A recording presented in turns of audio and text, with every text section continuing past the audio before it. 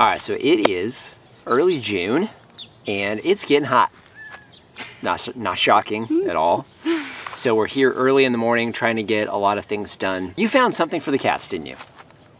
I didn't find it, the cats found it. So I went over there and I was cleaning out the chicken coop, and all of a sudden I see Cleo and Theo like messing around at the peach tree, and it's one of the ones that we have netted, and started jumping up, and I went over to check, and yeah, the birds had gotten in there and they were trying to get the birds. Yep, so we get questions all the time about bird netting and birds. So birds do just fine inside the netting. Oh yeah, so, and I found out after when I went to go seal, like one of the clips on the top had come undone. So I'm guessing that's where they actually got in on the top. But yeah, there was, what, at least 5 birds flying around inside the netting, and Cleo and Theo were trying their best to get them, and it was pretty cool. Yeah, so right now I can see Willow behind us now munching down on one of those birds. Yep, she so got one. She's gnawing on one. Yep. So obviously we have those cats for a specific purpose, and this is exactly what it is. And you know, they love small bunnies, small ground squirrels, and birds. So, yep. And mice if they can get them. Mice if they can get them. Yeah. So one of the other questions we get all the time is, why do we lock them up? And that's because we have coyotes on the farm every night. And so we don't, you specifically, do not want them out with the coyotes. Yeah, not until we get some livestock guardian dogs, which we are working on. And so as soon as we have dogs on the property, then I would feel more comfortable with letting the cats be out at night as well. So we got a project we want to get working on this morning, but you went ahead of us and took care of the garlic, right? From a couple weeks ago. I did, yes. I went through and trimmed all that up and put in a bucket and was able to get it inside, and yeah, they all looked really good. Yeah, so basically what we're doing, we've got single-digit humidity in the outbuilding, a bit too low for those at this point, but dried them out enough. So we left most of the top on there, got rid of the roots, and those will sit for a few months. But we've got a harvest we need to get done with you guys today.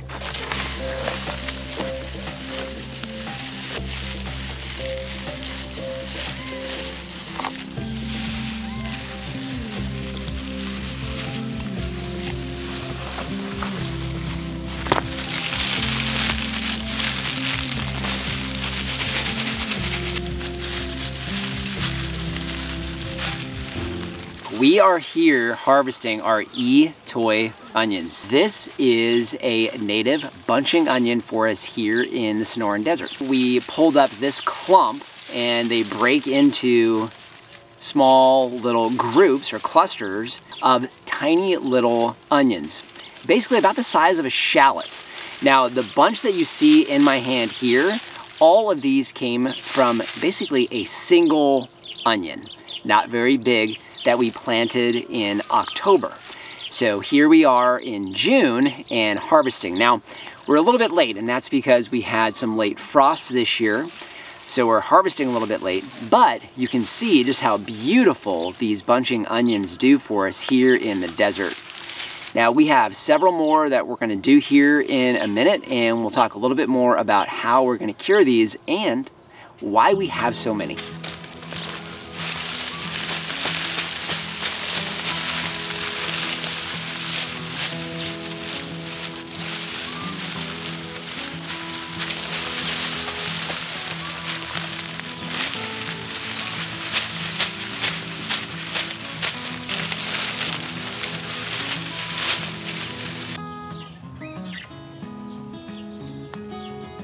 So you can see here what we have from a single bed. Now you'll notice from these that this looks pretty familiar. This would essentially be a green onion. So you can use these tops throughout the winter time for dishes that you would use green onions for. And then of course coming here in the spring, we now have these bulbs which can be used like any other onion really. Again, about the size of a shallot. Now, we have a couple different options when it comes to how we can cure these. We can leave them in the bed, just like this, for several days. Let them dry out just a little bit. Make sure that you leave the bottoms on, so we'll be doing that. So these roots will stay on. We'll also leave them in bunches. So like I have here, there's a bunch or a bundle of onions. Naturally, these are staying together. And so what we're gonna do is we'll keep them in this little bundle until we separate them out for cooking. So Lori and I have a few more beds we want to harvest just to give you an idea of how many onions we're going to be getting this season.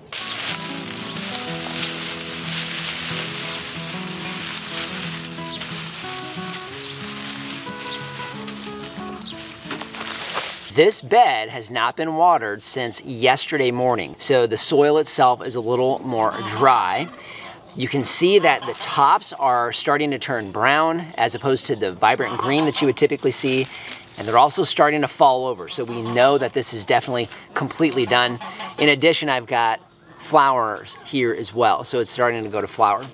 Now, as long as you've got these in a well-drained soil, which is what we have in all of our garden beds, and you're not watering for at least 24 hours, all you need to do to harvest is grab the bunch and pull lightly, and they will come right out just like that. You can see they're already starting to break apart, so all I do is just tap that a few times on the ground, and you can see it's starting to separate into bunches. You see I've got a bunch of several here, a couple here. Sometimes you'll get maybe 2 or 3, but you've got a bundle of them here, so very, very easy to harvest.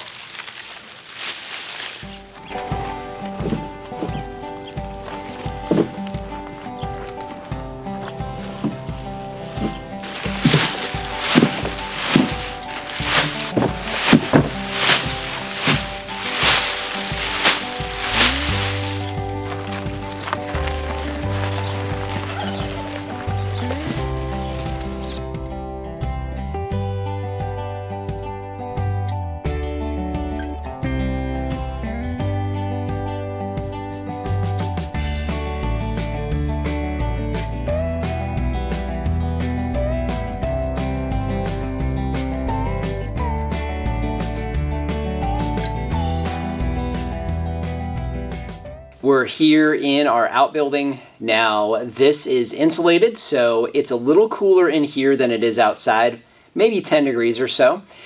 The humidity is very, very low. Typically this time of year, we're low double digit, even single digit humidity, so very easy for this to dry. Now, one of the things I wanted to point out is these onions are bunching onions. So there's a bunch that naturally breaks apart. You saw us doing that when we were harvesting these. So it'll basically form into these small clumps. Now, these clumps can have several individual heads of onion on here, but you want to be very careful when you're laying these out to dry and to cure that you're not breaking them down further than these naturally separating clumps. If you do, you'll see that you actually have a little bit of onion that's been connecting the two, so they're actually connected.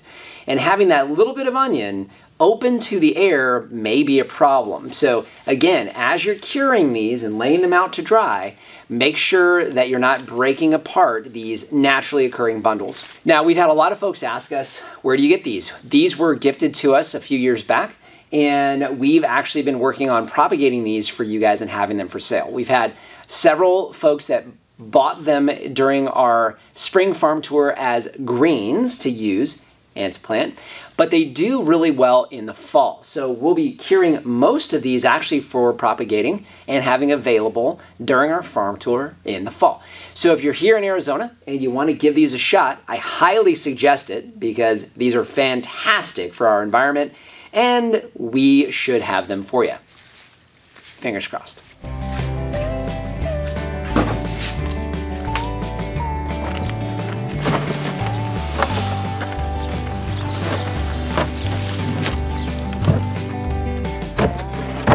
It's hard to believe you plant something in the fall, usually October, and then you don't harvest it until May/June.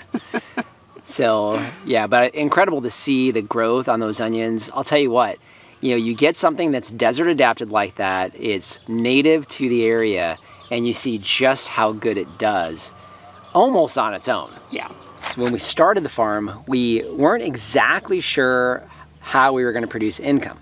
But we had an idea we were going to be selling produce of some sort. So at the same time, with you being the only one full-time on the farm, we've been kind of limited in what we wanted to do.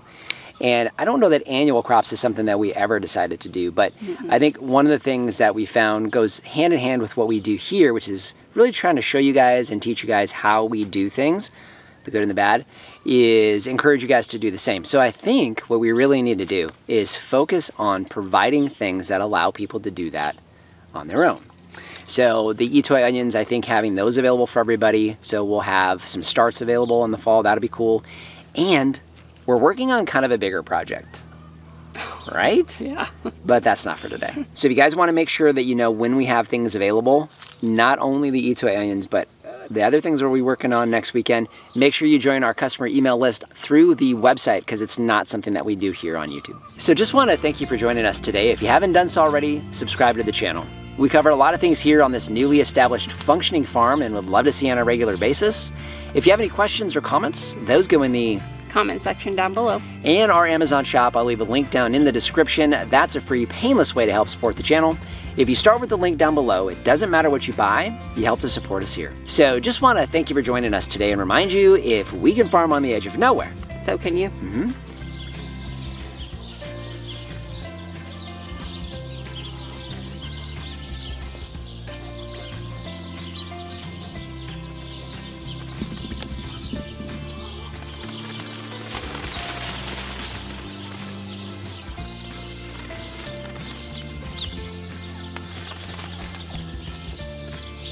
Do you have paint on your, she had paint on her ear? Yeah, she was painting with me the other day and okay. decided to wipe up against it. That's a little painter.